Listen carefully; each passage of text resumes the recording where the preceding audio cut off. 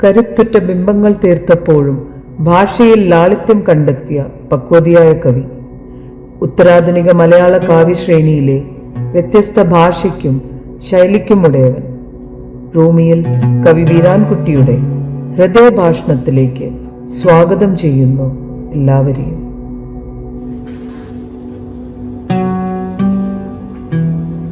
സ്വാധീനം.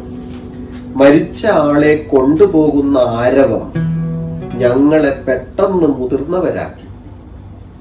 മരിച്ച ആളെ കൊണ്ടുപോകുന്ന ആരവം ഞങ്ങളെ പെട്ടെന്ന് മുതിർന്നവരാക്കി.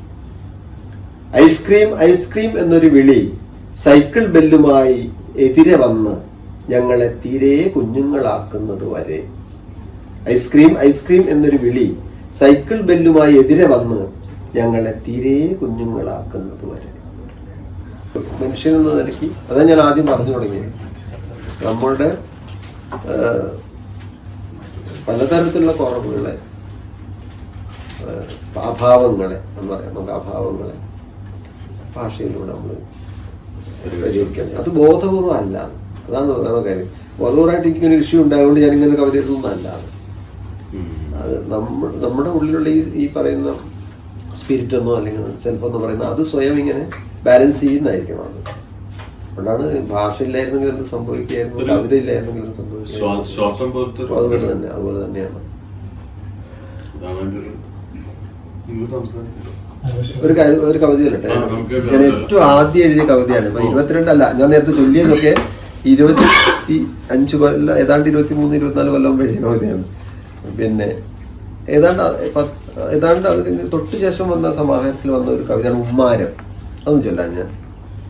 ഉമ്മാരം, വരാന്ത എന്നർത്ഥം. പുതിയ വീടിന്റെ വരാന്തയോട് ഉമ്മയ്ക്കുള്ള അടുപ്പം എനിക്കില്ല. രാത്രിയിൽ വാതിലടച്ചാൽ പുറത്ത് ഒറ്റയ്ക്ക് തണുത്ത് വിറച്ച് പേടിച്ചല്ലേ വരാന്ത എന്ന് ഉമ്മ അകത്ത് തഴുതിടാതെ കിടക്കും. കാലത്ത് തിടുക്കത്തിൽ വാതിൽ തുറന്ന് ചെല്ലുമ്പോൾ പാൽ പാക്കറ്റ്, വർത്തമാന പത്രം അല്ലെങ്കിൽ രാത്രി പെറ്റിട്ട പൂച്ചക്കുട്ടികൾ മടിയിൽ വെച്ച് ഇരിപ്പുണ്ടാകും വരാന്ത. പതുപതുത്ത വെൽവെറ്റ് തുണി കൊണ്ട് കുട്ടിയെ എന്ന പോലെ തുടച്ചു മിനുക്കി കണ്ണാടിയാക്കും വരാന്തയെ ഉമ്മ. ഉച്ചച്ചൂടിൽ ആരും കാണാതെ അതിനോട് പറ്റിച്ചേർന്ന് കിടക്കും. ഒറ്റയ്ക്കാകുമ്പോൾ ഒച്ചയുണ്ടാക്കാതെ തുറന്നിട്ട വാതിലിലൂടെ അടുക്കളയോളം ചെല്ലുന്നുണ്ടാവും വരാന്ത. ഒറ്റയ്ക്കാകുമ്പോൾ ഒച്ചയുണ്ടാക്കാതെ തുറന്നിട്ട വാതിലിലൂടെ അടുക്കളയോളം ചെല്ലുന്നുണ്ടാവും വരാന്ത. ജിന്നിനെ സ്വപ്നം കണ്ടു കിടക്കുന്ന രാത്രിയിൽ പുറം ലോകം കണ്ടിട്ടില്ലാത്ത ഉമ്മയെ കൈപിടിച്ച് ഒതുക്കുകല്ലിറക്കി കൊണ്ടുപോകുമോ വരാന്ത. ജിന്നിനെ സ്വപ്നം കണ്ടു കിടക്കുന്ന രാത്രിയിൽ പുറം ലോകം കണ്ടിട്ടില്ലാത്ത ഉമ്മയെ കൈപിടിച്ച് ഒതുക്കുകല്ലിറക്കി കൊണ്ടുപോകുമോ വരാന്ത. അവിടെ ഉമ്മാരം എന്നുള്ള കാര്യം. ഈ ഉമ്മാരം എന്നുള്ള വാക്കിന്റെ സെലക്ഷൻ പോലും അബോധമായിട്ട് അതിനകത്തൊരു ഉമ്മയുണ്ട് എന്നുള്ളതാണ്. വരാന്തുള്ള വാക്കല്ല നമ്മൾ ചേർന്ന്. ഇതാണ് ഞാൻ അബോധം എന്ന് പറയുന്നത്. അബോധത്തിന്റെ പ്രവർത്തനം എന്ന് പറഞ്ഞാൽ അതുകൊണ്ട്. എംബ്രോയിഡറി. ചില നേരം വെയിലിനെ അല്ലെങ്കിൽ നിലാവിനെ കുടഞ്ഞു വിരിച്ച് ഇത്രയും നേർമയിൽ നെയ്യാനാകുമോ എന്ന് ചോദിക്കുന്നു ആകാശം. അന്തരീക്ഷത്തിൽ നിന്ന് വെള്ളിനൂലുകൾ എടുത്ത് വെൽവെറ്റ് വിരിപ്പായി വെള്ളത്തെ നെയ്ത് ഇങ്ങനെ മതിയോ എന്ന് തടാകം തിരിച്ചു ചോദിച്ചു. നന്നായിരിക്കുന്നു, എങ്കിലും ഒരു ചിത്രത്തുന്നലിന്റെ കുറവുണ്ട്, ആകാശം പറഞ്ഞു. അത് കേട്ട് കുഞ്ഞു മീനുകൾ മുകൾ പരപ്പിൽ വന്ന് തൊട്ടു നിന്ന് അതിന്മേൽ ഒരു പൂവിന്റെ ആകൃതി തുന്നി. അത് കേട്ട് കുഞ്ഞു മീനുകൾ മുകൾ പരപ്പിൽ വന്ന് തൊട്ടു നിന്ന് അതിന്മേൽ ഒരു പൂവിന്റെ ആകൃതി തുന്നി എന്നുണ്ട്. ഇത് നമ്മൾ വിചാരിക്കുന്ന വളരെ ഇതിലെങ്കിൽ എൻ്റെ ഉമ്മയും ചാച്ചയാണ് ഈ കവിതയിലെ ആളുകൾ. അതായത് ഉമ്മയ്ക്ക് അന്നൊക്കെ ഈ സ്ത്രീകൾക്കൊക്കെ വീട്ടിലൊക്കെ ദാരിദ്ര്യമുള്ള സ്ത്രീകളാണ് 1-2 ഉപ്പായൊക്കെ ഉണ്ടാകുന്നു. ഉമ്മയ്ക്ക് ഇങ്ങനെ അപ്പൊ എവിടെയൊക്കെ ഇങ്ങനെ ബ്ലൗസിലൊക്കെ ചെറിയ ഇതൊക്കെ ഉണ്ടാവും. പക്ഷെ ഇത്താതൊക്കെ അതൊരു ഇഷ്ടമല്ല ഇങ്ങനെ കീറിയ ഉപ്പായം എന്ന് പറയുന്നത്. അപ്പൊ മൂപ്പര് ഈ ക്രാഫ്റ്റിന്റെ പീരീഡിൽ ഈ തുന്നുന്നത് പഠിച്ചിട്ട് മൂപ്പരുടെ പണി സ്ഥിരമായിട്ട് ഇതിങ്ങനെ തുന്നി വെക്കാന്ന്. അവിടെ പൂവ് തുന്നി വെക്കും. കീറിയ സ്ഥലത്ത് ചുവന്ന നൂല് കൊണ്ടൊക്കെ പൂവ് ഇങ്ങനെ തുന്നി വയ്ക്കും. അപ്പം ഒരു അവിടെ എവിടെയൊക്കെ ആയിരിക്കും പൂവ് പക്ഷെ അത് ഈ മുമ്പിൽ ഇത് മറച്ചു വെക്കുകയാണ്. ഇത് ഈ ഒരു അനുഭവമാണ് ശരിക്കും കവിത. ചിത്രത്തുന്നലിന്റെ കുറവുണ്ടെന്ന് ആകാശം തടാകത്തോട്ട് പറയുമ്പോൾ മീനുകൾ വന്നിട്ട് ഇതാ പൂവിടെ ഉണ്ട് എന്ന് കാണിക്കുകയാണ്, പൂവായിട്ട് നിന്നുകൊണ്ട്. ഞാനിത് എഴുതി കഴിഞ്ഞ് പിന്നെ ആലോചിക്കുമ്പോൾ ഇതാണ് ഞാൻ എഴുതാൻ ശ്രമിച്ചത്. ഇങ്ങനെ അനുഭവങ്ങൾ വരുന്നത് അത് വേറൊരു ഫോമിലെ വരാം. കവിതയിൽ നേരിട്ട് വരാതെ അങ്ങനെ ഒരുപാട് കവിതയിലുണ്ട്. അത് പിന്നെ എങ്ങനെയാണ് അനുഭവം കവിതയിൽ വരുന്നതെന്ന് ചോദിച്ചാൽ പറയാൻ പറ്റുന്നൊരു കവിതയാണ്. കടം. പൂമ്പാറ്റകൾ ഉടുപ്പു തുന്നുന്ന ഇടങ്ങളിൽ പോയിട്ടില്ല, ഉറുമ്പിന്റെ കണ്ണിലൂടെ നോക്കിയിട്ടില്ല ഭൂമിയെ, മഴയുടെ സ്ഫടിക പാനൽ കൊണ്ടുള്ള വീട്ടിൽ വെയിൽ ചോരുന്നത് കൊള്ളുവാൻ കഴിഞ്ഞില്ല. ഒരാഗ്രഹം കൂടിയുണ്ട് നടക്കാത്തതായിട്ട്. ഭൂമിയെ കണ്ട് കണ്ണഞ്ചി മടങ്ങാൻ മറന്ന് നിന്നു പോകുന്ന മിന്നലിനെ അഴിച്ചെടുത്ത് ഒരു നാൾ പണിയണം ഉമ്മയ്ക്കൊരഞ്ഞാണം. ഭൂമിയെ കണ്ട് കണ്ണഞ്ചി മടങ്ങാൻ മറന്ന് നിന്നു പോകുന്ന മിന്നലിനെ അഴിച്ചെടുത്ത് ഒരു നാൾ പണിയണം ഉമ്മയ്ക്ക് ഒരഞ്ഞാണം. അതിൻ്റെയൊക്കെ പറയില്ല, ഇതൊക്കെ അനുഭവമാണ്. അപ്പോൾ ഞാൻ SSLC കഴിഞ്ഞ് ഫറൂഖ് കോളേജിൽ ചേർക്കുമ്പോൾ ഫീസ് കൊടുക്കാൻ പൈസ ഇല്ലാഞ്ഞിട്ട്, ഹോസ്റ്റൽ ഫീസ് അടയ്ക്കാൻ പൈസ ഇല്ലാഞ്ഞിട്ട് ഉമ്മയ്ക്കൊരു അരഞ്ഞാനുണ്ടായിരുന്നു. ഒരു വെള്ളി അരഞ്ഞാൻ, സ്വർണ്ണമല്ല വെള്ളിയാണ്. അത് കൊണ്ടുപോയി വിറ്റിട്ടാണ്. അത് ഞാൻ പിന്നെ വീട്ടിൽ ഈ കാണാതെയൊക്കെ ചോദിച്ചപ്പോഴാണ് ഇതറിയുന്നത്, ഇത് വിറ്റിട്ടാണിത്. അപ്പോൾ ഈ ഒരു കടവും കിടക്കുകയല്ലേ നമ്മുടെ ഉള്ളിൽ, ഇങ്ങനെ ഈ അരഞ്ഞാണത്തിൻ്റെ ഒരു കടം. അത് പിന്നെ തിരിച്ചെടുത്ത് കൊടുക്കാൻ കഴിയില്ല. രണ്ടാമത്തെ കാര്യം, ഉമ്മയ്ക്ക് ഈ മിന്നലിനെ ഭയങ്കര പേടി. മിന്നൽ വന്നു കഴിഞ്ഞാൽ ഒരിക്കലും അങ്ങനെ വയലിലോ ഒറ്റപ്പെട്ട മഴ വന്നപ്പം ഈ ഒരു മിന്നൽ വന്നിട്ട് ബോധം കെട്ട് വീണു. ഒന്നും പറ്റിയിട്ടൊന്നുമില്ല, പേടിച്ചിട്ടാണ്. അതിനുശേഷം ഇപ്പോഴും മിന്നൽ എൻ്റെ സമയം വന്നാലും കട്ടിലും കയറിയിരിക്കും, പിന്നെ ഇറങ്ങുന്നില്ല പോലും, അത്രയും പേടിയാണ്. അപ്പം എൻ്റെ ഉള്ളിൽ ഇത് രണ്ട് സാധനവും കിടക്കുന്നുണ്ട്, ഒരു കടവും കിടക്കുന്നുണ്ട്. ഉമ്മക്ക് ഇതിനെ ഒന്ന് മെരുക്കി കൊടുക്കണം ഈ മിന്നലിന്, കാരണം ഞാൻ ദൂരെയാണ് താമസിക്കുന്നത്. അപ്പം അത് ഇതിൻ്റെ ഉള്ളിൽ പ്രവർത്തിച്ചിട്ടാണ് ഈ സാധനം. മടങ്ങാൻ മറന്ന് ഭൂമിയെ കണ്ട് കണ്ണഞ്ചി മടങ്ങാൻ മറന്ന് നിന്ന് പോകുന്ന മിന്നലിനെ അഴിച്ചെടുത്ത് ഒരു നാൾ പണിയണം ഉമ്മയ്ക്കൊരഞ്ഞാണം. ഈ കവിതയിലെ മറ്റു ഭാഗത്തൊന്നും ഈ സാധനം ഇല്ല. അരഞ്ഞാണമായിട്ടോ ഉമ്മയായിട്ടോ ബന്ധപ്പെട്ട് ഒരു സാധനവും ഇല്ല. അതറിയാതെ കയറി വന്നു. അത് ഈ എക്സ്പീരിയൻസ് എന്നാണ്. പിന്നെ നമ്മൾ ആലോചിക്കുന്നത് ഇതെന്തിനാണ് ഞാൻ എഴുതിയിട്ടുണ്ടാകുന്നത്. ഇതാണ് സംഗതി. ഇത് അറിഞ്ഞുകൊണ്ടിരുന്നല്ല, അറിഞ്ഞുകൊണ്ടേ എഴുതിയതല്ല. ഈ അരഞ്ഞാണവും മിന്നലും വന്നൊന്നും അറിഞ്ഞുകൊണ്ടല്ല. പക്ഷെ പിന്നീട് നമ്മൾ ആലോചിക്കുമ്പോൾ ഇത് പരിഹരിക്കാറുണ്ട്. ഇങ്ങനെയാണ് അനുഭവം വരുന്നത്. കാരണം നേരിട്ട് നമ്മൾ ഇങ്ങനെയൊക്കെ ഉണ്ടായിരുന്നു എന്നുള്ളത് പറഞ്ഞിട്ട് എഴുതുന്നു. അങ്ങനെ എഴുതിക്കൂടെന്നല്ല, ഞാനും എഴുതിയിട്ടുണ്ട്. ഇപ്പോൾ ആദ്യത്തെ ആ ഉമ്മാനത്തിലൊക്കെ കുറച്ച് അങ്ങനെ ആ രീതിയിലല്ലേ. പക്ഷെ അങ്ങനെയാണ് അനുഭവം കവിതയിലേക്ക് വരുന്നത്. അതാണ് ഞാൻ പറഞ്ഞത്, ഇത് എഴുത്ത് അധികവും ബോധപൂർവ്വം അല്ല, കവിതയിൽ ബോധപൂർവ്വം അല്ല. നമ്മളൊരു അബോധം ശരിക്കും പ്രവർത്തിക്കുന്നത്. ആ അബോധത്തിന്റെ ആഴവും വേരും എവിടെ കിടക്കും നമുക്ക് അറിഞ്ഞു. ചിലപ്പോൾ കുറേ ജന്മങ്ങൾക്ക് അപ്പുറം വരെ കിടക്കുന്നുണ്ടാവും. ഒരു സ്ത്രീ എഴുതുമ്പോൾ ഒക്കെ അവിടെ ജനിക്കുന്നതിന് മുമ്പുള്ള അനുഭവം ഉണ്ടാവുമായിരിക്കും, ഉണ്ടാവല്ലോ. അതിങ്ങനെ അക്യുമുലേറ്റ് ചെയ്ത് വരുന്നതല്ലേ എക്സ്പീരിയൻസ് എന്ന് പറയുന്നത്. അപ്പം അത് അവിടെ എഴുതുന്നുണ്ടാവും നമ്മൾ. അതയാൾക്ക് പറയാൻ പോലും പറ്റില്ല ഇത് എന്താണ് അനുഭവമാണെന്ന് പറയാൻ പറ്റില്ല. ഞാൻ വിചാരിക്കുന്നത് വെച്ചാൽ ഈ അനുഭവവും കവിയുടെ അനുഭവവും വായനക്കാരൻ്റെ അനുഭവവും തമ്മിൽ കൂട്ടിമുട്ടുന്ന ഒരു ജംഗ്ഷൻ ഉണ്ട്. ആ ജംഗ്ഷനിലാണ് ആ കവിത പ്രവർത്തിക്കുന്നത്, പൂർണ്ണമായിട്ട് പ്രവർത്തിക്കുന്നത്. അല്ലാതെ അതിൻ്റെ ചില അംശങ്ങളൊക്കെ വായനക്കാരന് അല്ലാതെയും കിട്ടുമായിരിക്കും. ഈ അനുഭവം ഉള്ള ഒരാളിലാണ് അത് പ്രവർത്തിക്കുക. അല്ലാതെ അവർക്ക് വർക്ക് ചെയ്യില്ല, സാധനം കവിത വർക്ക് ചെയ്യില്ല. ഞാൻ വിചാരിക്കുന്നത് അങ്ങനെയാണ്. അതുകൊണ്ടാണ് കവിത എല്ലാവരുടെയും കവിത ആവാത്തത്. ഇപ്പം ഞാൻ ഏറ്റവും നല്ല കവിതയായി കൊണ്ടു നടക്കുന്ന സംഗതി പലരുടെയും കവിത ആവാത്തത് എന്താ? ഈ എക്സ്പീരിയൻസിലേക്ക് അവർ എത്തിയിട്ടുണ്ടാവില്ല, അല്ലെങ്കിൽ ഈ കവിത ഈ പറയുന്ന ജംഗ്ഷനിൽ അവർ എത്തിയിട്ടുണ്ടാവില്ല. എത്തി ആരെങ്കിലും ഉണ്ടാവും, അവരുടേതാണ് ആ കവിത. ഇപ്പം ഈ പറഞ്ഞ ഈ കവിതകളിലൊന്നും അതാരും ശ്രദ്ധിച്ചില്ല എന്നുള്ളതോ, അല്ലെങ്കിൽ അതിനെക്കുറിച്ച് എനിക്ക് വലിയൊരു വ്യഥയില്ല. സങ്കടം ഉണ്ടാവും, പരിഭവമൊക്കെ ഉണ്ടാവും, എന്നാൽ ഒരു വ്യഥയില്ല. വ്യഥയില്ല എന്ന് പറഞ്ഞ അർത്ഥം ഞാൻ ഈ പറയുന്ന ഈ കണ്ടുമുട്ടൽ നടന്നില്ല എന്ന് മാത്രമേ അതിനെപ്പറ്റി മനസ്സിലാവുള്ളൂ. എവിടെയെങ്കിലും വെച്ച് ആരെങ്കിലും അത് ആ രീതിയിൽ ആ കവിതയെ വായിക്കും എന്ന് വിചാരിക്കും. അങ്ങനെ സംഭവിക്കാറുണ്ട്. ഈ ഞാൻ വാക്ക് ഉപയോഗിക്കുമ്പോൾ ശ്രദ്ധിക്കുന്ന ഒരു കാര്യം എന്ന് പറഞ്ഞാൽ, നമ്മൾ പറയുന്നത് വളരെ പെക്യൂലർ ആയിട്ടുള്ളൊരു എക്സ്പീരിയൻസ് ആണെങ്കിൽ, ഫ്രഷ് ആയിട്ടുള്ളൊരു എക്സ്പീരിയൻസ് ആണെങ്കിൽ, ഫ്രഷ് ആയിട്ടുള്ളൊരു ഭാഷയിൽ തന്നെ പറഞ്ഞാലേ അത് എന്താ പറയുക, അത് കൺവേ ചെയ്യപ്പെടുള്ളൂ. അത് വളരെ ഫ്രഷ് ആയിരിക്കണം. ഇപ്പൊ നമ്മൾ വളരെ ക്ലീഷേ ആയിട്ടുള്ള വാക്കുകളിൽ നമ്മളൊരു അനുഭവം പറയുന്നു. അനുഭവം വളരെ സങ്കീർണവും വളരെ ജെന്യൂനും ഒക്കെ ആയിരിക്കും. പക്ഷെ ഭാഷ അതല്ലെങ്കിലോ. ഇപ്പൊ ഞാൻ നേരത്തെ ആരോട് പറയണ്ടായി തമാശയായിട്ട്, ഇത്രയും സമാഹാരങ്ങൾ വന്നല്ലോ, എങ്ങനെ പിടിച്ചു നിന്നു എന്ന് ചോദിച്ചാൽ ഞാനിതുവരെ നൊമ്പരം എന്നോ മൗനം എന്നോ എഴുതിയിട്ടില്ല ഒരു കവിതയിലും. അതുകൊണ്ട് പിടിച്ചു നിൽക്കുന്നതാണെന്ന് ഞാൻ പറയും. അതാണ് ആ ഒരു പ്രശ്നമുണ്ട്. അപ്പൊ അത് ഭാഷയുടെ കാര്യം പറഞ്ഞുകൊണ്ട് ഞാനിത് പറഞ്ഞത്. അതുകൊണ്ട് ആ വാക്ക് തന്നെ ഇപ്പൊ തന്നെ നമുക്ക് പരിമിതി ഉണ്ടല്ലോ. അപ്പൊ നമുക്ക് അറിയുന്ന എല്ലാ വാക്കും നമുക്ക് ഓർമ്മയിൽ വരണമെന്നില്ല.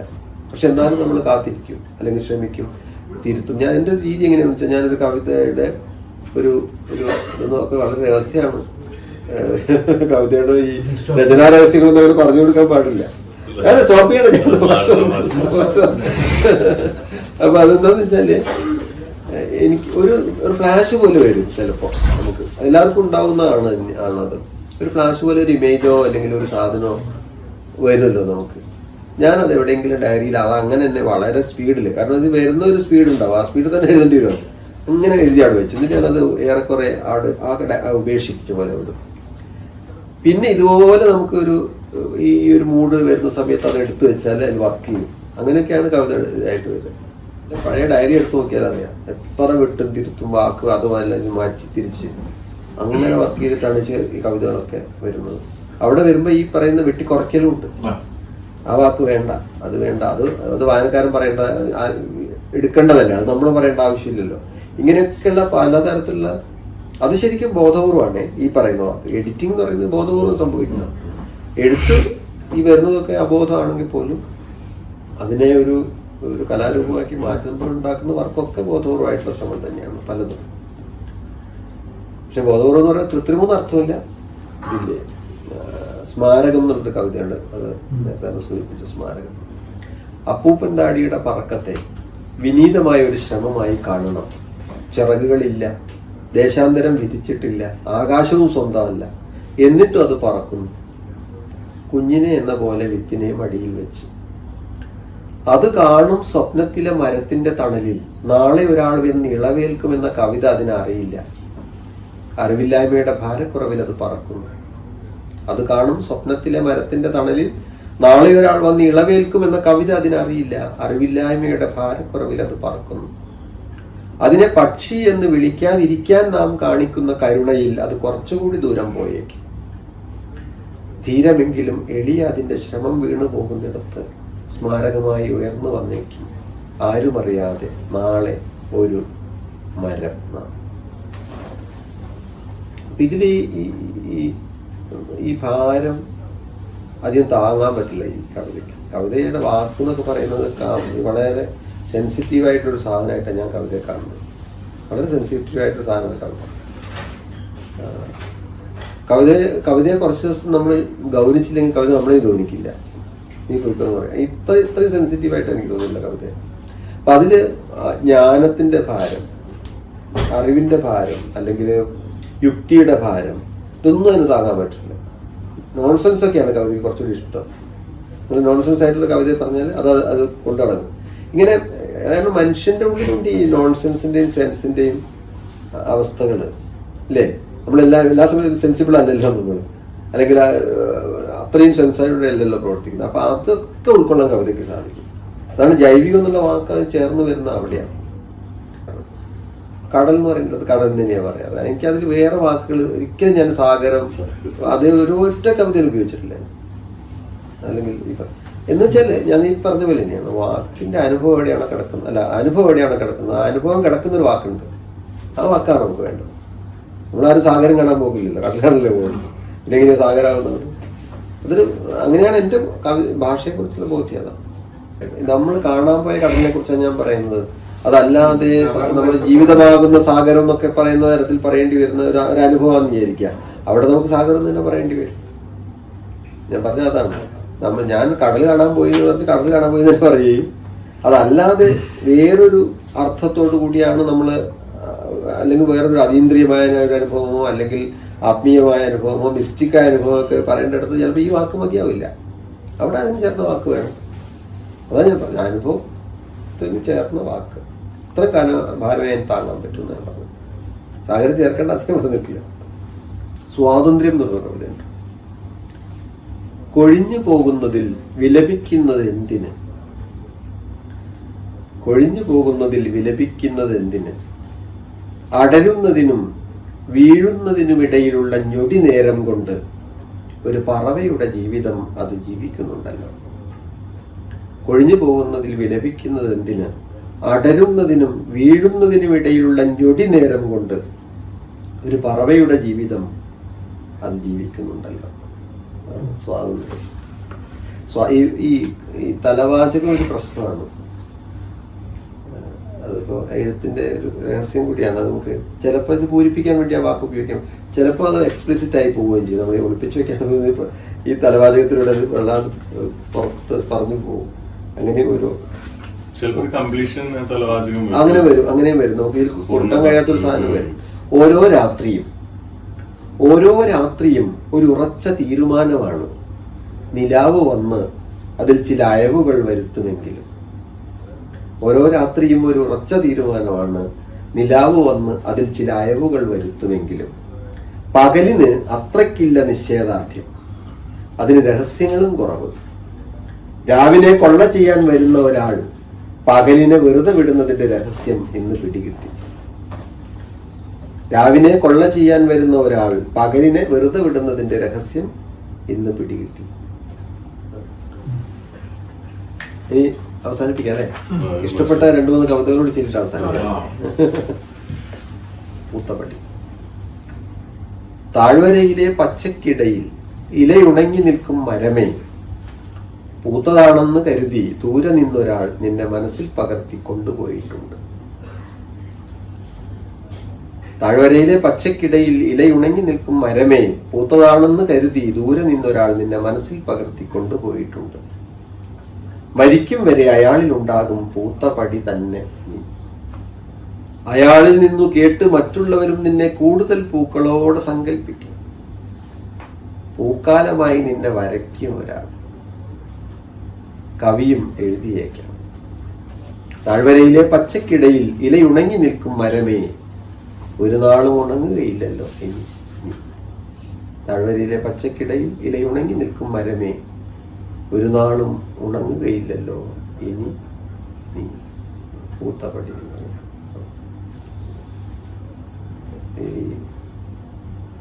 ഇന്നത്തെ ഈ കൂടിയിരിപ്പിന്റെ ഒരു സുഖം എന്താണെന്ന് വെച്ചാൽ, അതിനോട് സൂചിപ്പിച്ചു, ഒന്നും എനിക്ക് എൻ്റെ ഇഷ്ടപ്പെട്ട കവിതകൾ ചൊല്ലാൻ പറ്റിയെന്നുള്ളതാണ്. പലപ്പോഴും നമ്മൾ ഈ ചൊല്ലലിലൊക്കെ ഒരു കോംപ്രമൈസ് ഉണ്ട്. നമ്മൾ സദസ്സിനെയൊക്കെ നോക്കി, കോളേജിലെ കുട്ടികളാണെങ്കിൽ കുറച്ച് പ്രണയ കവിതകൾ അല്ലേ, അങ്ങനെയാണല്ലോ ഇല്ല. ഇവിടെ എനിക്ക് അങ്ങനെ ഒരു കോംപ്രമൈസ് ചെയ്യേണ്ടി വന്നില്ല. അതുകൊണ്ട് എനിക്ക് ഇഷ്ടപ്പെട്ട കവിതകൾ തന്നെ ഞാൻ ചൊല്ലി കുറേ ഇതൊന്നും കുറേ കവിതകൾ ഞാൻ ഇഷ്ടപ്പെട്ട കവിതകളുണ്ട്. എന്തായാലും വലിയ സന്തോഷം.